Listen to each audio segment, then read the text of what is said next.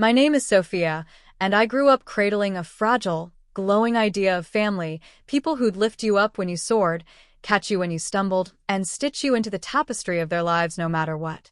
That's what I saw in sappy movies, scribbled in my glitter pen journals, whispered to myself under the covers with a flashlight. But my family smashed that dream to pieces before I even knew how to name the emptiness it left behind. I'm the youngest of five, with four older siblings: Lucas, Daniel, Beatrice, and Adrian, all of whom carved out their own paths, exchanged their vows, and shut me out of every single milestone. Not one of them invited me to their weddings. It began with Lucas, the eldest, the golden boy who could do no wrong in our parents' eyes. I was 10 when he married Elena, his college sweetheart with a smile that could thaw a winter day. She was the kind of person who'd sneak me extra cookies at Thanksgiving, winking as she pressed them into my hand, making me feel like I was her little secret ally. For weeks, I'd lain awake imagining his wedding, me in a lilac dress with puffed sleeves, maybe a flower crown woven with daisies, skipping down the aisle with a basket of rose petals, grinning as my big brother started his new chapter. But the invitation never came. One gray morning, over a bowl of soggy oatmeal, Mom dropped it like it was nothing. Lucas and Elena want a child-free wedding. You'll stay with Aunt Claire. I froze, spoon dangling in midair. But I'm not a baby, I said, my voice barely above a whisper. She shrugged, sipping her coffee as if I'd asked about the weather. It's their day, sophomore. They get to decide. That afternoon, I sat on Aunt Claire's lumpy couch, her ancient TV buzzing with a soap opera I couldn't follow, while my mind spun pictures of Lucas in a crisp tuxedo, Elena in a flowing veil, and me nowhere near them. I traced circles on my faded jeans with a fingertip, fighting the tears that burned behind my eyes, wondering why I didn't count. 2 years later, Daniel took his turn. Daniel, the wild brother who'd once dared me to climb the gnarled oak tree out back, then cackled when I tumbled down and scraped my knee raw. He married Tara, a bartender with tattoos curling up her arms like vines and a laugh that boomed like summer thunder. They held it in a dive bar downtown, all flickering neon signs and whiskey fumes. I was 12, old enough to know I wasn't some shrieking toddler who'd trash their party. I'd practiced sitting still for hours, keeping my mouth shut, even pictured myself perched quietly in a corner, clapping politely as they cut the cake. But no luck. Another child-free event. I overheard Dad on the phone with him one evening, his voice rough but casual. Yeah, Soph's pretty upset, but it's her call, Dan. She'll get over it. Get over it? I didn't. I stormed upstairs, yanked open my diary, a spiral notebook with a unicorn sticker peeling off the cover, and scratched Daniel's name off my favorite siblings list with a jagged stroke of my pen. The torn scraps fluttered into the trash like confetti, a small rebellion that didn't touch the ache gnawing at my chest.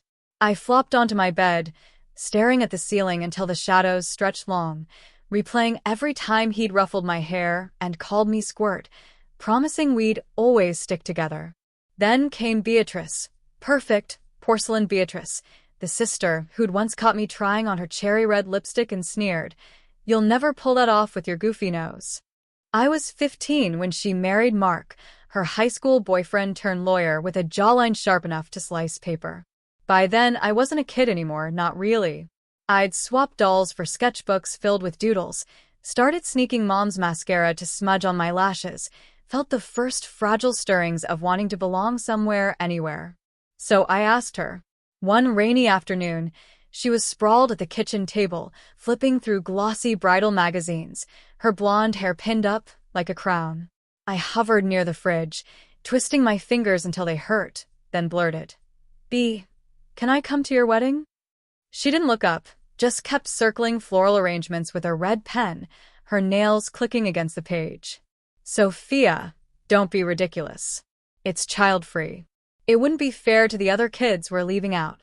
Her voice was smooth, sharp, like she was shooing a stray cat. "But I'm your sister," I said, my throat tightening around the words. She sighed, finally meeting my eyes with that cold, practiced smile that never reached them. "Exactly. You should understand." I didn't. I bolted upstairs, slammed my door hard enough to rattle the frame, and buried my face in my pillow, crying until my ribs ached and my sheets were damp. That night, I swore I'd never beg again, but the rejection burrowed deeper, a splinter I couldn't dig out. Adrian was my last shot. He was the closest to me in age, the quiet one who'd slip me dog-eared comic books under the table when Mom wasn't looking, who'd once stayed up with me watching reruns of old cartoons when a thunderstorm kept me awake. I was 17 when he married Lila, a painter with wild curls and a laugh that spilled over everything like sunlight. I adored Lila. She'd sit with me on the back porch, sketching abstract shapes in her notebook while I rambled about school dramas, her eyes bright with real interest, like I was someone worth hearing. I didn't ask to go this time. I just waited, clinging to a thread of hope that she'd fight for me, that Adrian would too. But the invitation never came. Instead, I found out my cousin Mia, 18, all braces and giddy squeals, got to be there, twirling on the dance floor in a sparkly dress while I stayed home. It wasn't about age anymore. It was about me not being enough. I sent Adrian a curt "congrats, bro" text and locked my door. Mom pounded on it, her voice slicing through the wood. "Sophia, stop sulking. Call him properly." I didn't. I cranked my music, an angsty rock playlist I'd burned onto a CD, and let the bass drown out her demands, my hurt, the whole damn world. That's when it hit me like a punch. I wasn't part of their family. Not in any way that counted. I was the extra piece, the one they could discard without a backward glance. Years rolled by. I moved out at 19, crashing on a friend's couch before scraping together enough for a tiny studio apartment with peeling paint and a leaky faucet. I bounced between jobs. Barista at a dingy cafe, where the coffee machine hissed like a dragon, clerk at a used bookstore where I'd sneak novels behind the counter, until I landed a gig at a small graphic design firm in our sleepy town. That's where I met James. He was steady, kind, with hazel eyes that crinkled when he laughed, a quiet strength that felt like an anchor. We fell in love over late-night coffee runs and shared playlists, trading stories in the glow of his truck's dashboard. When he proposed under a canopy of fairy lights at Miller's Park, the air crisp with autumn, I said yes before he finished the question, my heart thumping yes, yes, yes. Planning my wedding was my rebellion, my reclaiming.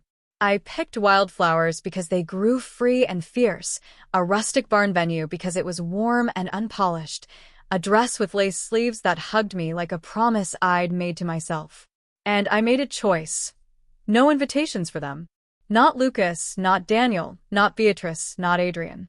Not even my parents, who'd spent years shrugging off my pain with "that's just how it is, sophomore." This was my day, my life, and I wasn't sharing it with people who'd never shared theirs with me. The backlash struck like lightning.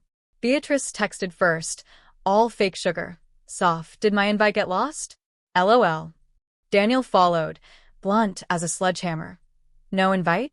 What the hell? I left their messages unread, savoring the quiet, until Mom called. Her voice was a razor through the line. "Sophia, why didn't you invite your siblings? This is unacceptable." I gripped the phone, steadying my breath. "They didn't invite me to theirs. I'm keeping it even." She gasped, then exploded. "You were a child. How can you be so petty?" I almost laughed, the sound bitter in my throat. Petty? I wasn't worth an exception then. They're not worth one now. I hung up, hands trembling but heart calm. The next morning, my parents barged into my apartment uninvited, their footsteps heavy on the creaky floor. Dad's face was crimson, his voice booming. "What'll people think, Sophia? A wedding without your family? You're shaming us." I crossed my arms, staring him down.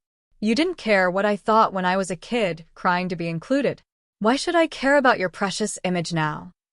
Mom stepped forward, eyes wide and pleading. "This isn't you, Sophia." I scoffed. "No, it's finally me. Push me again and you're out too." They stormed off, the door slamming like a gunshot, and I exhaled freedom, the air tasting sharp and new. The wedding was magic.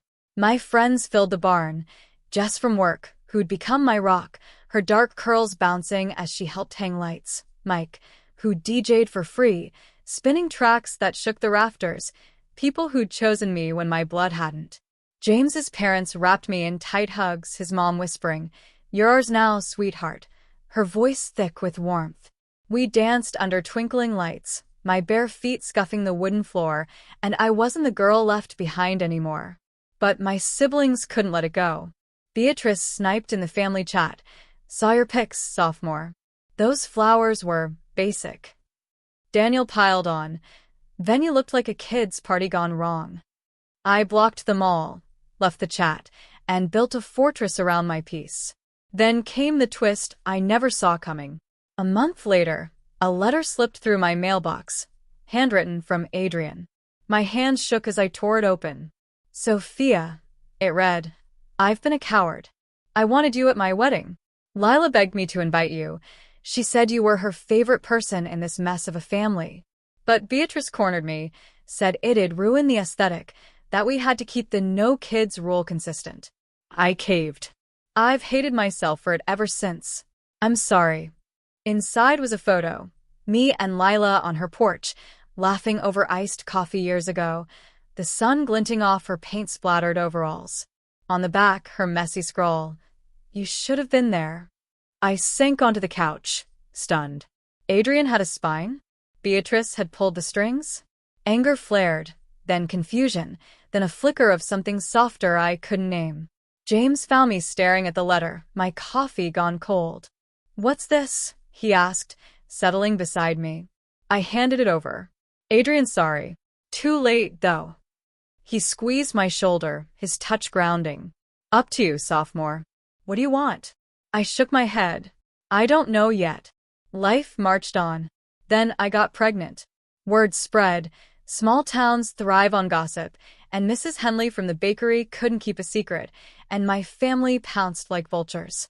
Mom texted, "A baby deserves grandparents. We're still here." Beatrice played nice. "I'd love to help, sophomore. You'll need support." Daniel went for the jugular. "Don't rob your kid of their real family over a grudge." Real family? The word seared, but I knew better. Then Adrian showed up. A knock on my door unannounced. He stood there, fidgeting, holding a pair of tiny blue sneakers, the laces neatly tied. "I'm not here to force anything," he said, voice low and halting. "I just want to be better. For you. For them." His eyes flicked to my stomach, barely rounded under my sweater. I didn't let him in. "You had years, Adrian. One letter doesn't fix that." He nodded, shoulders slumping. "I know, but I'll keep trying." He set the shoes on the porch, gave me a small, sad smile, and walked away. Mom came next, all tears and drama, her coat damp from the drizzle outside. "Family's forever, Sophia. You can't erase us." I stopped her at the door, my voice steady. "Family should have meant love, not control. You don't get to use my child to claw your way back." She sobbed, clutching her purse like a lifeline, but I shut the door, my resolve ironclad. The messages kept coming, guilt trips, Barbs, please. I blocked them all, one by one, until my phone was a clean slate. But Adrian's letter stayed with me, a splinter I couldn't pull out. Life after that was quiet, deliberate. James and I bought a little house on the edge of town with a porch swing that creaked in the breeze and a yard big enough for a dog someday. I took on freelance design projects, sketching logos in the glow of a desk lamp while James cooked dinner, his off-key humming filling the kitchen. It was peace, real, earned peace.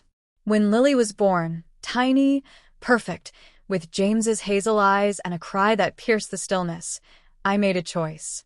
Not for them, but for me. I sent Adrian a photo. Lily in those blue sneakers, her toes curling against the fabric, no caption. He replied, "She's beautiful. Thank you." I didn't respond, but I didn't block him either. My old family faded into silence, their voices lost to the wind. My new one grew, James, Lily, Jess, and Mike, and a handful of others who filled my days with light and laughter.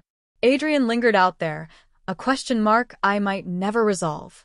For now, I was free, free to love, free to heal, free to be Sophia, whole at last.